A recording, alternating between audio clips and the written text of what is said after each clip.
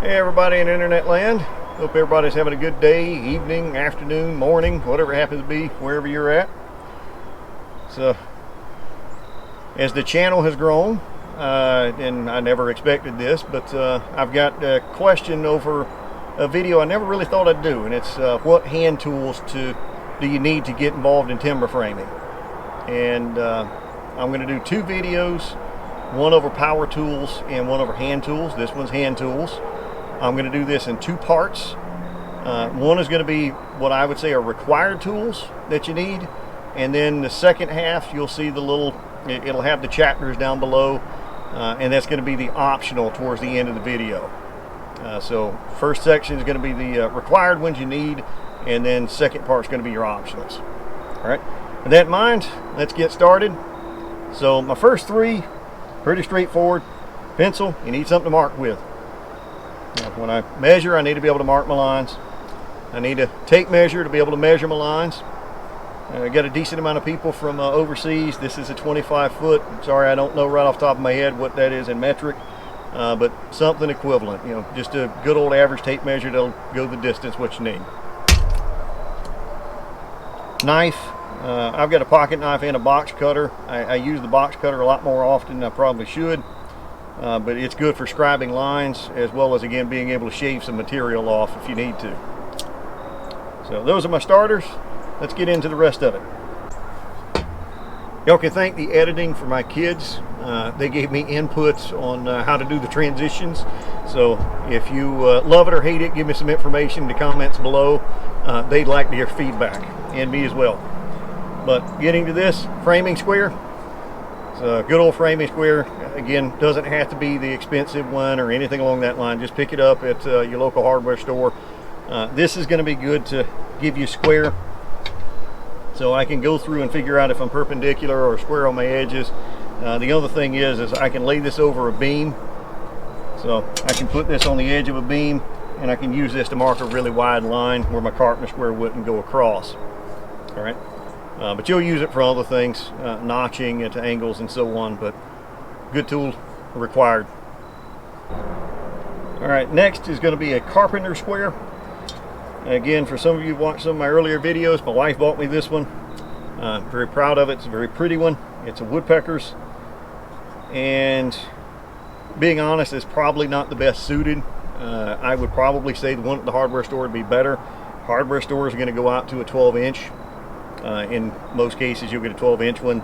This one goes to 7, so sometimes on the wider beams I have to do one side and then do the other, so don't feel like you got to buy an expensive one, but wife bought it, so I want to thank her for it. So I always go through and get caught using it as an appreciation. Whenever your wife supports your hobbies, make sure you thank her for it. But good carpenter square. All right, next is going to be a chisel. This is a timber framing chisel. This is a 1.5 inch chisel. This is a Robert Sorby. I'm a blacksmith, or at least a hobbyist. I'm very, I don't say very good, but I consider myself to be very good at it. Knife making and so on. I begrudgingly bought this instead of making my own. I moved, and instead of dragging everything out, it was just easier just to buy one. So bought this. I've been very pleased with it. The edge is probably slightly softer than I would prefer, meaning I have to sharpen it a little bit more often. But the advantage is if I drop it, it does not chip, meaning the edge doesn't chip as easily. There are other brands out there. You will find arguments between people over bar, Robert Sorby, or a vintage one that they restored. Don't get hung up on this. Pick up one. All it means is you might have to sharpen it a little bit more often. You can get started. As far as the size, I picked the 1.5 inch. I don't chisel any pockets under 1.5 inches, and this will allow me to do 2-inch pockets as well. So my braces are going 1.5. If I'm going through and the tenons, as far as the housing for my tenons and my tie beams, those are 2 inches, so I can still get in there. So if you've got money, I would say get a 2-inch and a 1.5 inch, but you can certainly get by with just a 1.5 inch. That's all I have, and works fine for me. All right.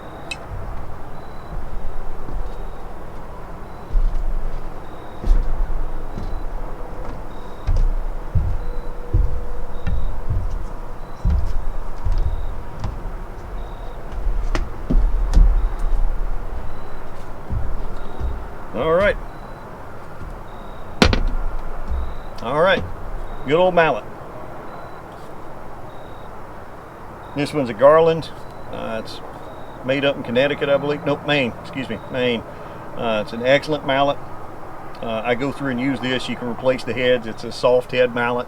So that way when I'm chiseling, I don't have to worry about it splintering the handle, or if I'm driving a peg in, I don't have to worry about it cracking that as easily. But makes it a lot easier. So any good old mallet will be fine. You want some heft behind it. Again, get something that you can reasonably swing, but you want some heft behind this, because you're gonna need to be you're gonna need to put some oomph behind it from time to time, as far as driving pegs in, or again, chiseling out your mortises and so on. All right, nothing fancy about this. Good old chalk line. You'll need this. It'll help you being able to lay out stuff, so make sure everything's straight. So good old chalk line. All right, auger bit. Again, really at the end of the day, it doesn't matter what brand you get. Just get one. This is a Wood Owl bit. It's made in Japan. It's almost scary light. I'm always afraid I'm going to break this thing somehow. I don't know if it's made out of magnesium or what, but it's really light, but cuts a perfectly smooth hole. Again, grab one at your local hardware store. It doesn't matter. This is a 1-inch. I think it's 18 inches. Don't have a tape measure. Well, I'm not going to drag a tape measure out to measure it, but I believe it's about 18 inches, give or take. So it'll go all the way through pretty much anything I'm going to bore a hole through and peg. So they've got various sizes, but yep, get you a good as far as auger bit. All right, this next one is not readily apparent why it would be a required, but to me it's a required. I couldn't live without this thing. I do most of my timber framing alone. It is me, myself, and I down there lifting up beams, cutting them, and everything else. From time to time a neighbor will come over and help, but it's usually me. A laser measure. This is a Bosch inside-outside laser measure. It's accurate to within 1/8 of an inch, and this is outstanding. So whenever I'm putting in top plates, floor joists, things like that, and I need to measure in between that joint to make sure I get it accurate, it's easier for me to do that with this than get a tape measure, try to do the stand out and everything else. This saves me time, and it's more accurate than my tape measure. When I get sag and everything else in it, it's just better. So strongly recommend one of these. Again, in my eyes, this is required. Handsaw. This is just one of mine. I have several. This is a Japanese pull style saw. It's a Tajima.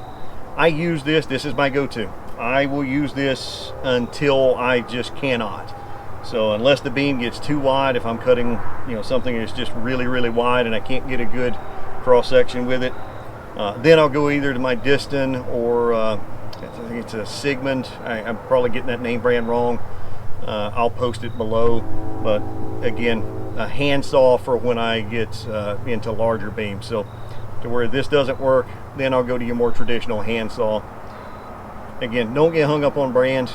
You can do this with a single handsaw and you'll live. I've got two because I just like them. So, but you'll need a handsaw, maybe two. Now we're moving into optional tools. These are tools that I think provide very good benefits. I'm not going to say they're required, because you can still do the job without them, but they save time and help. This is just a plain old combination square. This one's a Craftsman. My normal one is a PEC, precision engineered component, or I can't remember the brand. Again, I'll put it below. The one I'm talking about, PEC, you can buy them at Harry J. Epstein. They're very cheap. They're American made. They're a very good quality one, but this one's a Craftsman. At the end of the day, any cheap one will do. When I'm doing my brace pockets, I can put this in. I've got a dead on 45, and I can go through and make sure I got my angle right and my depth, and that's the important part. So I can make sure I've got everything squared up and ready for when I'm putting my braces in. So not a requirement, but really, really handy and does save time. Good old plumb bob. So this one is a brass one. My dad had it. I don't know how long he's owned it. I don't think it's too antique, but just a good old plumb bob. again, not a requirement, but can be helpful when you're trying to go through and center up and get your frame squared up. So I would say beneficial, a little less on the beneficial and need side. Again, this is a recommended more so than a need, but depending upon the work you're doing, again, can be a time saver. Lights. I was tempted to say this is required, but y'all may not be like me.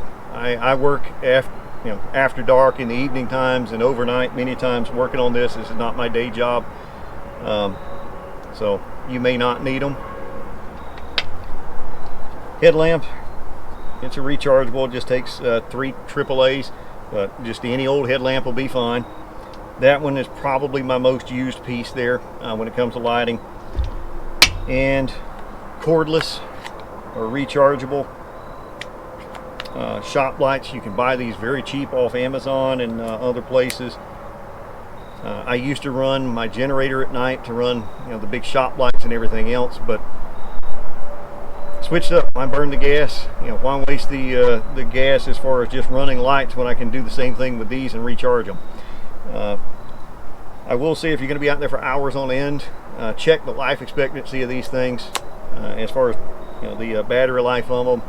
I typically find with these I'm going to get about an hour and a half of full blast with them, so maybe have a couple extra batteries on hand, or just get one of the nicer shop lights. These were pretty cheap. I think I bought 2 of them for right around 30 or 35 bucks. So maybe get, if you're going to be out there for a long time, get some of the more expensive ones if you don't want to change out batteries. Clipboard. Good old-fashioned clipboard.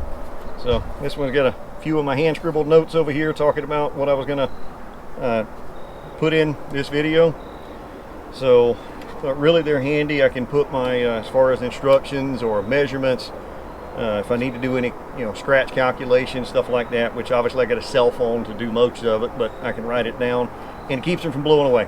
So not a requirement, but really handy. So timber slick. This is not a requirement. It is very beneficial, but not a requirement.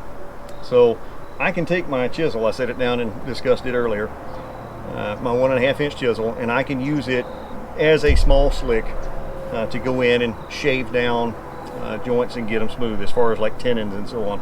But this slick makes it much faster and easier. Again, this is a Robert Sorby. I got it. It's on a budget, or I'm on a budget rather, and it does the job. This is a 3 3/8. I will say, from a quality standpoint, if you see there is a crack in it, I could have sent that back and I am certain that they would have replaced it. I've still got 2 2.25 inches of good metal contact there, and I treat my chisels like they're made of glass. I do everything I can to not ever drop them. I set them down where the points or the edge never touches. So I don't set them down like this where it can roll the edge. I set this down top down so that the edge never touches anything. So I wasn't as concerned, and I was on a tight time frame. I ordered it kind of last minute and really need to get in and start using it. So, but beneficial, not a requirement. Again, there are better brands out there, or at least reportedly, if you want to argue over that. Again, Bar, there's some handmade ones out there and so on, but very beneficial. It's heavy, allows you to get some energy behind it when you're trying to shave things down. So, optional, but beneficial.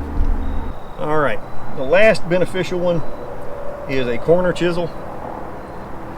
So this is very handy. Obviously, to go in and make sure I got my corner squared up.